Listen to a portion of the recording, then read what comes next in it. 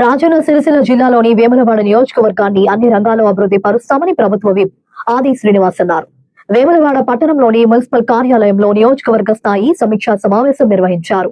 ఈ సమావేశానికి ముఖ్య అతిథిగా ప్రభుత్వ విప్ ఆది శ్రీనివాస్, జిల్లా ఇన్ఛార్జ్ కలెక్టర్ గరిమా అగర్వాల్ హాజరై వివిధ ప్రభుత్వ శాఖల ఆధ్వర్యంలో చేపడుతున్న అభివృద్ధి పనుల పురోగతి తదితర అంశాలపై సమీక్ష నిర్వహించారు. ఈ సందర్భంగా ప్రభుత్వ విప్ ఆది శ్రీనివాస్ మాట్లాడుతూ ముఖ్యమంత్రి రేవంత్ రెడ్డి వేములవాడ వచ్చి ఏడాది పూర్తయిందని, ఇదే రోజు గత ఏడాది 750 కోట్లతో పలు పనులకు శంకుస్థాపన చేశారని గుర్తు చేశారు.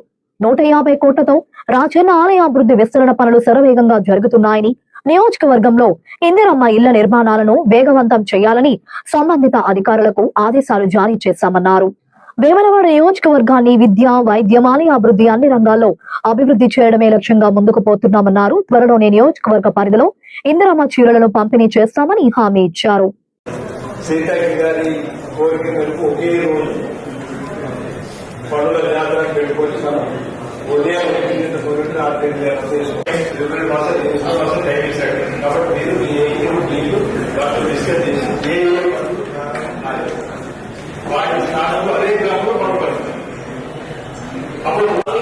పెట్టారు, ఎన్ని స్టార్ట్ అయింది. స్పెషల్ డెవలప్మెంట్ ఫండ్ నిధులు చేయడంలో స్పెషల్ టెక్నికల్ ఆఫీస్ పంపిస్తే 30 లక్షలు కానీ ఎందుకు చేస్తున్నారు వాటి మనం వేరే వాళ్ళకి అదొక ఇస్తున్నారు. Madam 10 crores special development works అన్ని స్టార్ట్ చేశారు. దీనిలో majority GP building, anganwadi centre, health sub centre, కొన్ని రోడ్స్. దీనిలో వేములవాడ నియోజకవర్గ స్థాయి వివిధ శాఖల సమన్వయంతో ముందుకు వెళ్లడానికి కోసం సమావేశాన్ని జిల్లా కలెక్టర్ గారి ఆధ్వర్యంలో నిర్వహించడం జరిగింది.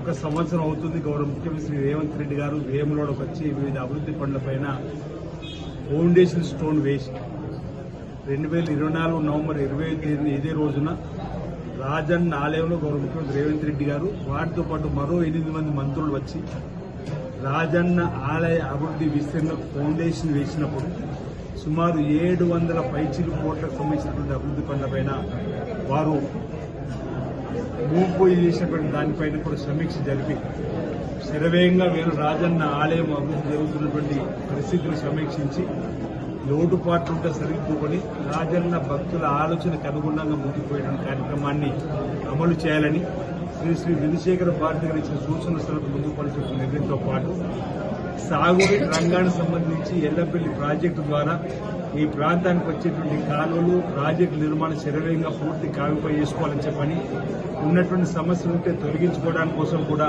ప్రయత్నం చేయాలని చెప్పని ఒక నిర్ణయం తీసుకొని మలకపేట ప్రాజెక్టు ద్వారా నిమ్మపల్లి ప్రాజెక్టు వరకు ఉన్నటువంటి కుడి కాలువకు సుమారు 300 ఎకరాల భూసేకరణకు సంబంధించినటువంటి కూడా అమలు చేయాలని, మరిపల్లి ప్రాజెక్టు, లచ్చపేట ప్రాజెక్టు, రుద్రంగి, కనుగొండ, సూరం ప్రాజెక్టులో ఉన్నటువంటి కాలువల పనులు, బ్రిడ్జిల పనులు కూడా త్వరితగతిన పూర్తి చేసుకొని చెప్పిన కార్యక్రమం తీసుకోవడం జరిగింది. బ్రిడ్జి నిర్మాణం వేగవంతం చేయాలని కానీ మోత్క్రాపేట చెందుతూ రోడ్డుకు సంబంధించినటువంటి నిర్మాణానికి టెండర్లు పూర్తి చేసి వెంటనే రోడ్డు పూర్తి చేయాలని కానీ ఓలావోపైన పెంటిబాపైన బ్రిడ్జిలను నిర్మాణం చేసేటువంటి కార్యక్రమాలు కానీ అంటే ఓవైపు విద్య, వైద్యము, బ్రిడ్జిలు, రోడ్లు, ఆధ్యాత్మికం పెంపొందించే రాజన్న ఆలయ అభివృద్ధి, టెంపుల్ సిటీకి మార్చేటువంటి అన్నీ కూడా అధికారులతో చర్చ జరగడం జరిగింది. ఈ చర్చలో అధికారుల యొక్క సహకారం కూడా జరిగింది.